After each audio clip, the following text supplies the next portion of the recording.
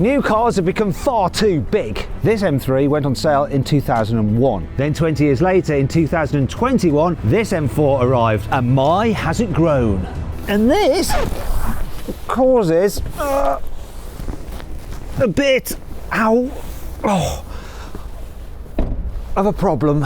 You see, while cars have grown, certain things haven't, such as parking spaces. Oh dear. In this video, I'm going to find out the risks posed by the increasing size of modern cars. I'll drive both cars through various situations. Honestly, I'm so tempted. I don't want to damage it. Oh, whoa. This is just... And at the end of the video, I will take both these cars down the worst road in London, the Car Killer Road. I don't want to do this. Camera's getting clocked. And to see just how much more stressful modern cars make driving today, I'm going to see how many times each of these cars makes me swear. I'm Matt Watson, and you're watching Carwow. But before we get into the challenges, how do these cars stack up in terms of their size? Well, this is a 20-year-old E46 M3 coupe. It's just under 4.5 metres long and just under 1.8 metres wide, excluding door mirrors. The modern equivalent of that car is the latest M4. It's about 30 centimetres longer and about 10 centimetres wider than the old M3. So really, it's quite a bit bigger. Part of this growth comes from the fact that it needs a stiffer chassis, a beefier gearbox and better suspension to deal with the fact it has 190 more horsepower than the old M3. And it's a lot faster. But it isn't just high-performance cars that have grown over the years, as James Nix from the Transport and Environment Group explains. Each year, the new cars that are sold are half a centimetre wider than the sales of the previous year. Virtually all of the models that are updated include very significant width increases. So for example, the Land Rover Defender grew by almost 21 centimetres, the BMW X5 by 6 centimetres. All the signs suggest that this trend will continue to grow. From a point of view from the motorist, what disadvantages are there? Cars not only getting taller, like you say, but also wider. For users themselves, it's an absolute nightmare in multi-storey car parks. Those spaces are not more than 2.4 wide. And then if you imagine a series of those parallel spaces, all filled with 2 metre wide cars, there's just not enough room to open the door. James also revealed a very surprising reason why mainstream cars keep growing. But before I tell you about that, I want to test his theory by parking these BMWs in one of London's most awkward underground car parks. Now this car has a low front splitter, so I've got to be careful with that. But because I've got good visibility, because the dash is quite low, I'm not too worried.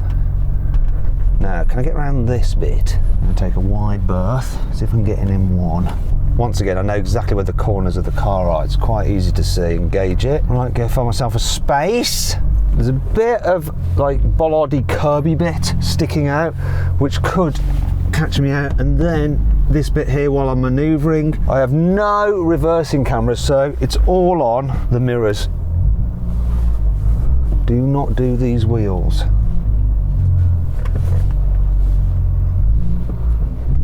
A bit of the wall sticking out behind me, but I can tell in my mirrors that I'm okay.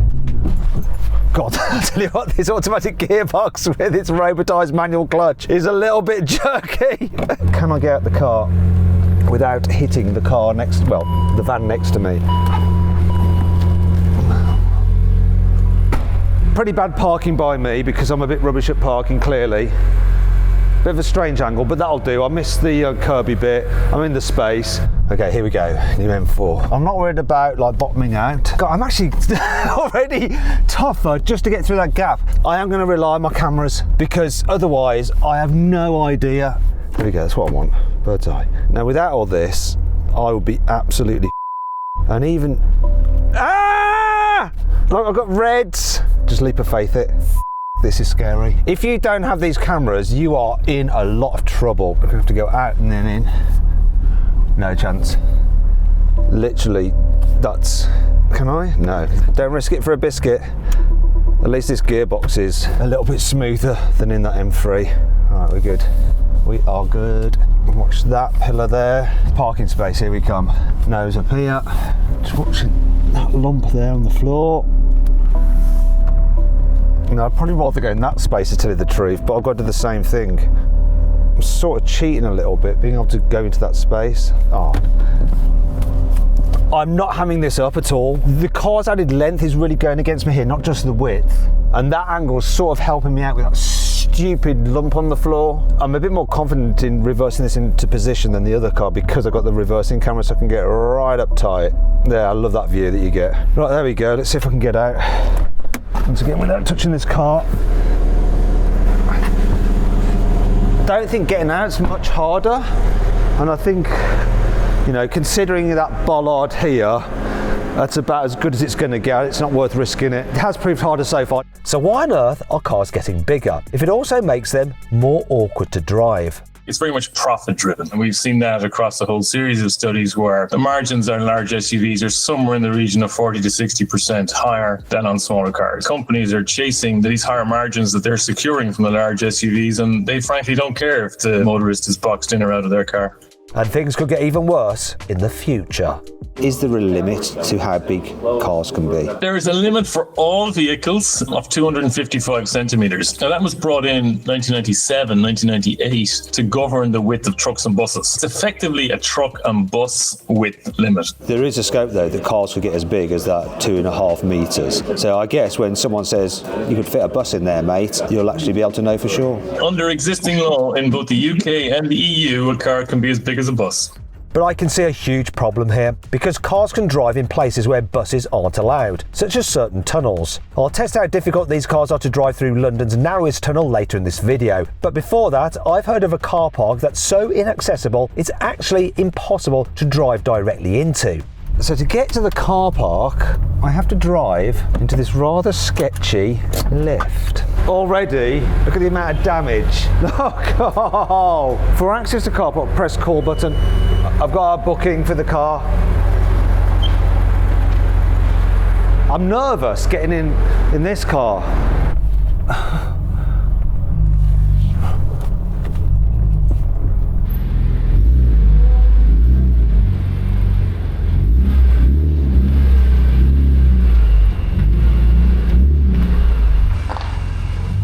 I don't think length's going to be a problem. No, to be fair, I often say that. There we go. Yep. Closing.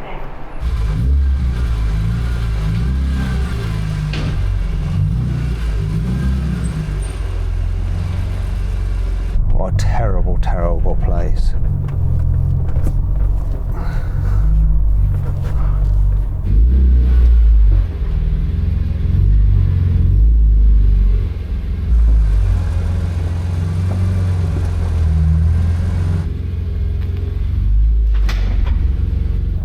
Oh dear, I think I might have actually just reversed into something. What is this doing here? Its parking sensors aren't working. I touched that. Fortunately, it's not caused any damage. Now for the M4. Right, let's get a good position set up right from the get-go. Oh, it's open. Bonus. Not a bonus. Where's the corner of this car? Why isn't it on bloody... I'm already relying on the stuff.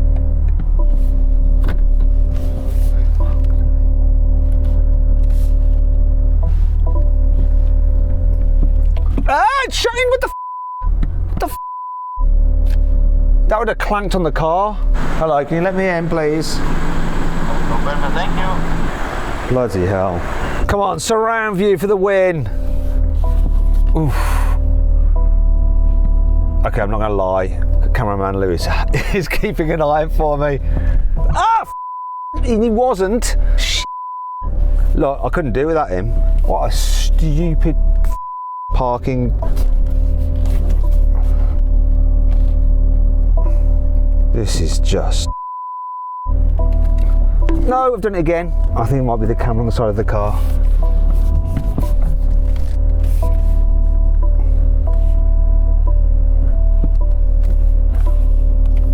I'll try not to crush Lewis's legs, he might need them. What's the reverse like? There's room. Good.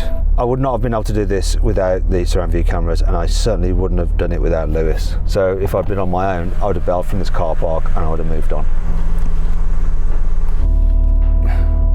whoever parked that scooter there is an arse.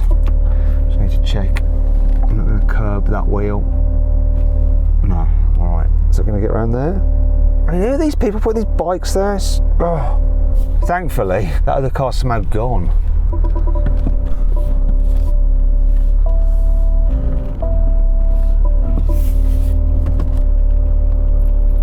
This time, because of the cameras, I won't hit that whatever it is thingy. There we go. I'm in the space, quite a bit of overhang. Look, see, just knocked it. That's better. Any scrapes? Nah, it's fine. Let's get out of here. Lift is coming. I don't have Lewis in front of me this time. Oh, wait. I'm in a bit of a wonky one. I think it's okay. That's it, they'll do this. Door closing.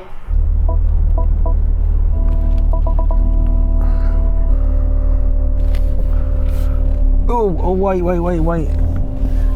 There we go. Done. That was horrible in both cars, but particularly so in this. Thankfully, the car park wasn't actually full, probably because no one could fit their car in the lift. But I'm not finished with the tight underground spaces just yet. The Rotherhithe Tunnel. Not only do you encounter a little bit of a width restrictor to get into it, there's also a horrible surprise as you go through it. That's not the bad bit. And the one thing about this is that once you're in it, you are fully committed because it's a two-way road, constant moving traffic. It's one of the few places where I'm very pleased there's only a 20-mile-an-hour speed limit. It is a bit like a sewer tunnel, which is rather appropriate because we're heading into southeast London. Northwest guy. Okay, so here's the tough bit here. It's this tight corner, so when traffic's coming the other way, you have to just watch out.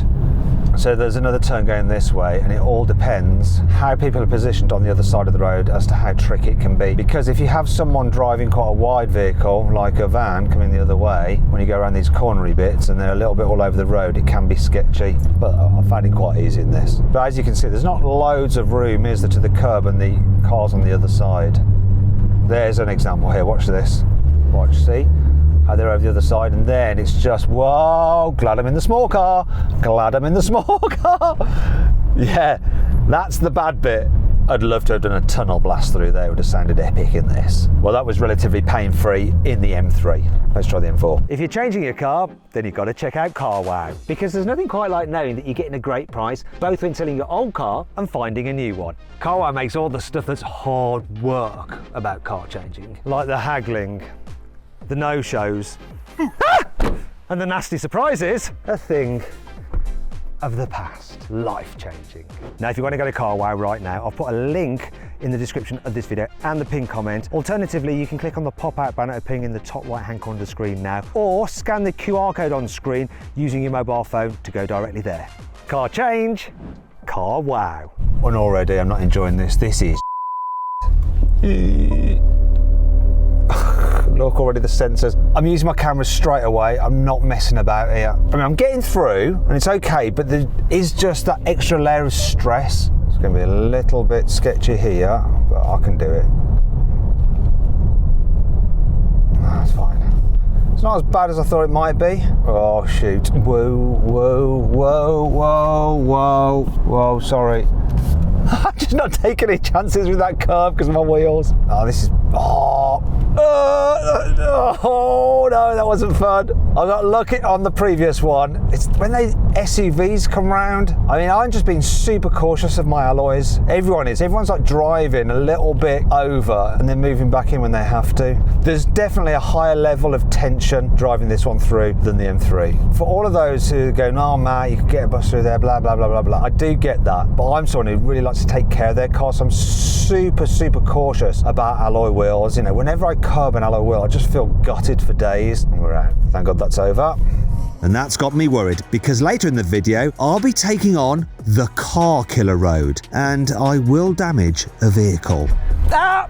Those near misses got me thinking about how car safety has improved over the years. And surely all the latest safety tech and clever crumple zones are bound to contribute to cars getting bigger, right?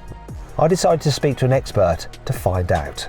I certainly think there is something to do with a vehicle's mass and its ability to protect its occupants, and definitely material, metal around you makes a difference. However, I would say that vehicle size is actually much more of a fashion piece around manufacturers wanting to show that their next model is more commodious than their last model. So this lines up with what James said earlier about car makers chasing bigger profits by marketing bigger cars as fashion statements. But apart from a safety perspective, is there any advantage to driving around in big cars? It's just physics that a heavier car can protect its occupants more than a lighter car. But of course, if every vehicle gets heavier, you get no advantage from that. If we all drove around in smaller, lighter vehicles, we'd need less metal around us because we'd be crashing into lighter things. At the end of the day, you're still going to have 44-ton trucks on UK roads, and therefore you need as much protection as you can. But definitely a good big one is always better than a good small one. Right, so when you look at your ratings, like certain small cars get a full 5-star rating. You're not necessarily comparing like with like then. If I was in a big 5-star SUV crashing into a small 5-star hatchback, better off to be in the big SUV? Yes, but we do accommodate that. So when we do a test and we publish the results, we make it clear that this is a 5-star vehicle in a certain sector, and it should really only be compared with that sector. That makes sense. But what happens when a big car does crash into a smaller car?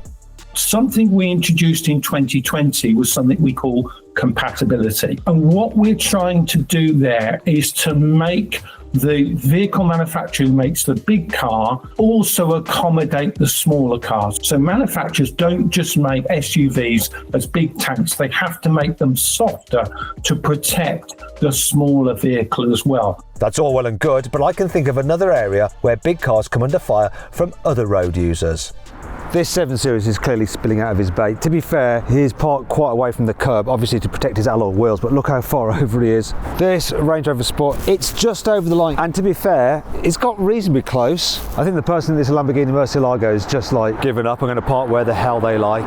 This Rolls-Royce Spectre probably had no chance. I mean, you're going to want to protect those wheels. He's reasonably close, but I think even if he was curbing his wheels, he'd still be spilling over because this is such a wide car. Once again, this Bentley Bentayga has no chance at all. He's reasonably close to the curb. This is the worst one I've seen so far. I mean, that's just literally hanging out of the bay. This is a van, so obviously vans are quite wide, but vans have got to park too, right? He's done a really good job of getting close. Obviously, van driver doesn't really care about his wheels, but still spilling over. This space is just under 184 centimetres. This is the smallest so far. Though, to be fair, I've only been looking for a few minutes. It's Toyota Land Cruiser. There's no way it's going to fit. To be fair, even normal cars don't fit.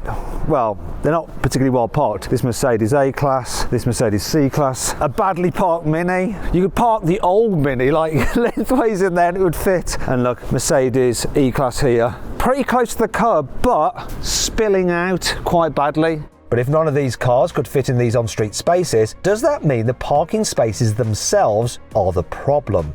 Parking is divided into off-street and on-street, and both have different requirements for the size of bays. Start with the off-street parking. So there are no fixed regulations, but there is guidance. So iStructE have a car park design guide, and they updated it in 2023, and this updated it to recommend slightly larger parking bays in reflection of the fact that cars are getting slightly bigger. For on-street parking, well, that is regulated by the Traffic Signs Regulation of 2016, and that indicates that there has to be a minimum size. So the minimum width is 1.8 metres.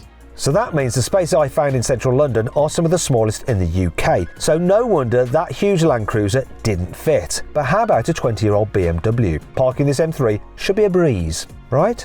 Tell you the truth, I'm not that confident even in this because it's so tight. Great. The noise of this car has set off the alarm of that E-Class.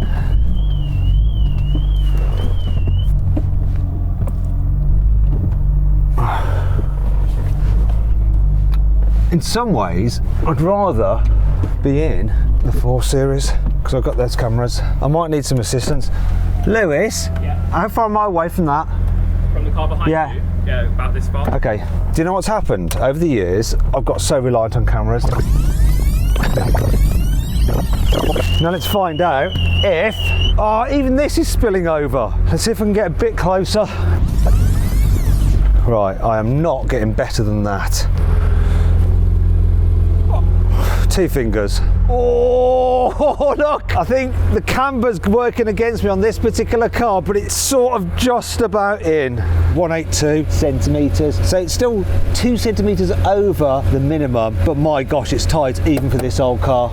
But would all the modern tech in the M4 make up for the fact that it almost certainly wasn't going to fit? Here goes nothing. How long until I turn on the cameras? Right, this is cocked up already, I think. Right, I cannot tell, because I'm sat so low, where the corner of the car is. Let me just get this mirror involved.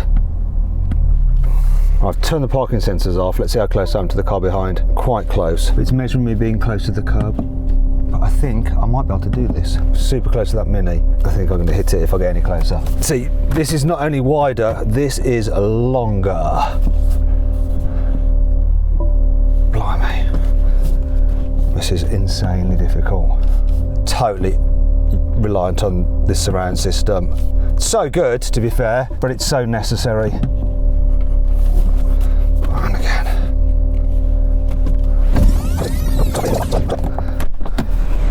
Yeah, calling that. A bit further away than I got the E46. Look how much I'm over. I'm tempted to just try and get a little bit closer. Please don't do the wheels, please don't.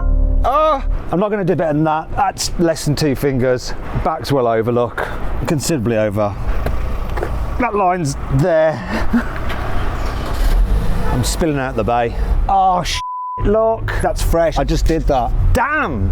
But you know what's even more annoying about a curbed wheel? A parking ticket. Could I actually get a ticket in the M4 because it's physically too big to fit in the actual parking space? You can be given a penalty charge notice if your car is too big for the designated bay that you've parked it in, especially if it's causing an obstruction to the highway. A civil enforcement officer will assess your vehicle as to how it is parked, and if they believe that it is causing some form of obstruction either to someone's access or to the road, they may issue you with a penalty charge notice, though they are obliged to use a degree of common sense. So as long as the car is deemed to be parked within the bay, you should be okay. So I probably wouldn't get a ticket in the M4 even though the wing mirrors are sticking out beyond the white lines, because I'm not actually obstructing anyone else on the road. However, if your car is physically too long or too wide to fit in a space and the wheels or bumpers are beyond the white lines, then you could end up with a nasty fine. But ultimately, it's up to the discretion of whoever issues the ticket. Just hope they're not working on a commission basis, because it could go against you. You can also get a ticket if you obstruct other road users because you just couldn't be bothered to park properly. So now I'm going to do what most lazy people do, engage the car's self-parking system and see how well it will cope with this very tight space. Here we go, park. Going to reverse. Now what's it going to do? It's going in hot! What's it going to do about the curb? Wait there, this is wicked! It's totally observing the curb. This is brilliant! I never normally use the auto park systems on cars because it's just too slow. Wait a minute, you've got to do better than that. Look at that! Oh, it's way over. Yeah, the system doesn't give a toss. I need to jump to the curb. Oh. It's at least 20 centimetres out of the bay. I'm not sure a parking attendant will accept that. Okay, so I'd definitely get a ticket for that horrendous parking, which I'd probably just send straight to BMW. But as I learnt earlier, cars are just going to keep getting bigger. So is parking in cities just going to become impossible in the future?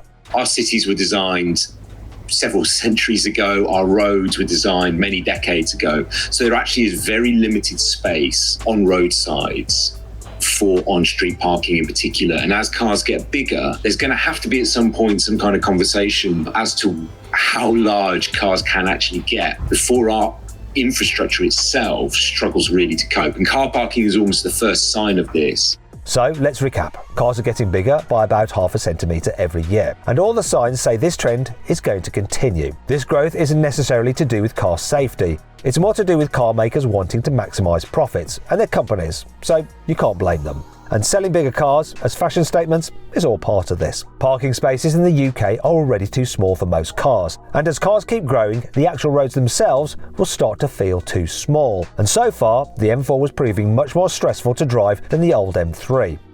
Next thing I'm going to do is my favourite of favourites, a width restrictor. 6.5 foot, which is just under 2 metres. It's not dead easy in this, but it's fine. Gotta watch those alloys, keep it straight, Watson. I've actually been lent this car by a chap called Mark. Thanks, Mark. I don't want to damage it. Oh, sorry, Mark. Oh, that'll buff out. It's not easy in this. It's going to be a nightmare in the M4. Oh great, here comes another one. This one looks more brutal on the alloy wheels if I get it wrong. I think we're good. Just slide through there. Not looking forward to doing that in the M4. Mark, I might have just scuffed your door mirror a little bit, just doing this one, look. Just there. That's not you. That wasn't me? That's not you. That wasn't me. Oh, thank God. I did catch it slightly, but obviously it didn't do any damage. I'm a bit nervous about this. No, look, there's a black cat. Is that good luck or bad luck? Oh, straight away, just get these cameras up. Let's not mess about. Right, I'm going to have to jack my seat up really high.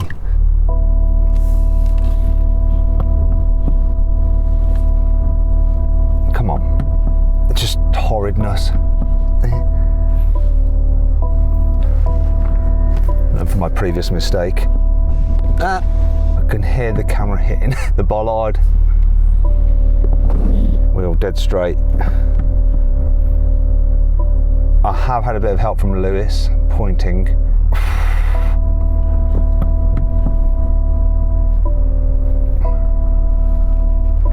Put that back in. I think I'm through. Right, through. That was harder. And I learnt what to do on that one. Right, here comes the tough one. Come on. Just line this bad boy up.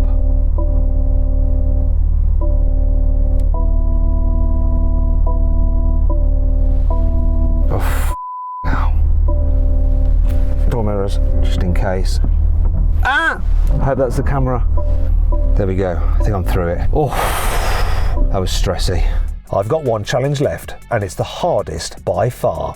This whole road is one big long width restrictor, and it obviously claims quite a few cars. There's someone's door mirror. Oh dear.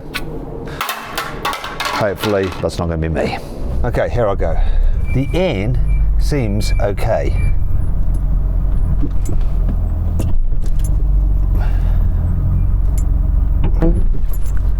Camera's getting clocked.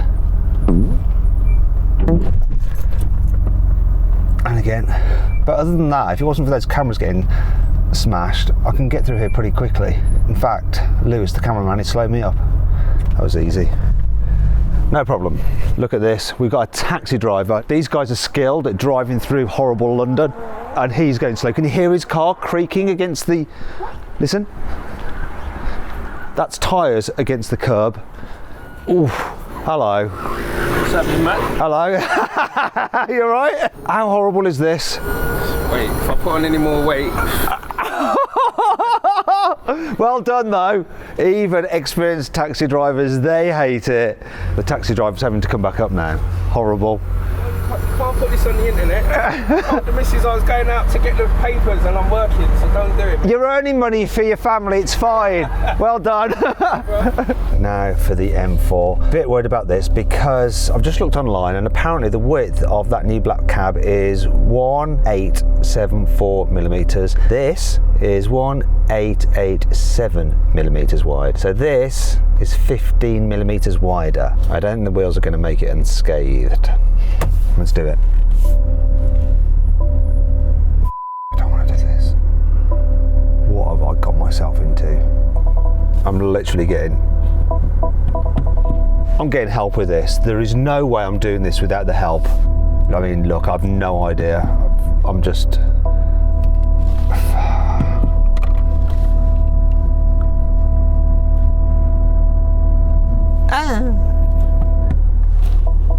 Like, I didn't know to turn my wheel there. I'm looking on here. Right, you're driving this on your own, unless you've got a passenger who's as skilled at manoeuvring cars as Nick to guide you. Ah! Oh, it's the camera. I'm just almost just like had enough now. I mean, look.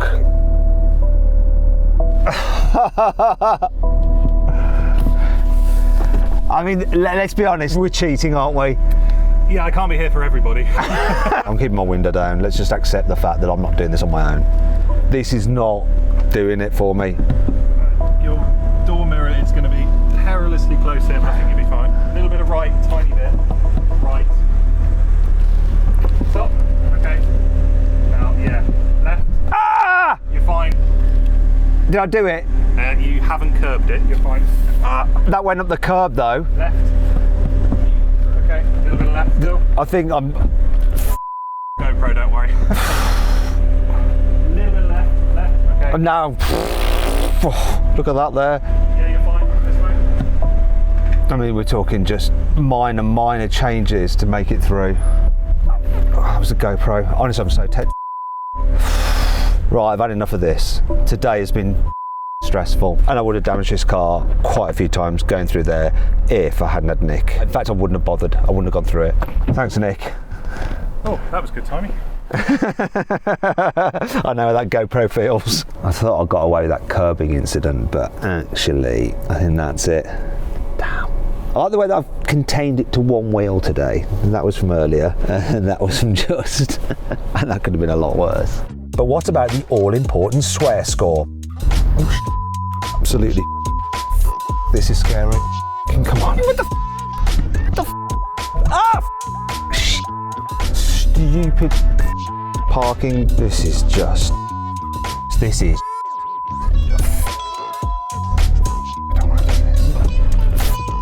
Honestly, I'm so today has been stressful. So that's a clear win for the old M3 then, which is hardly a surprise.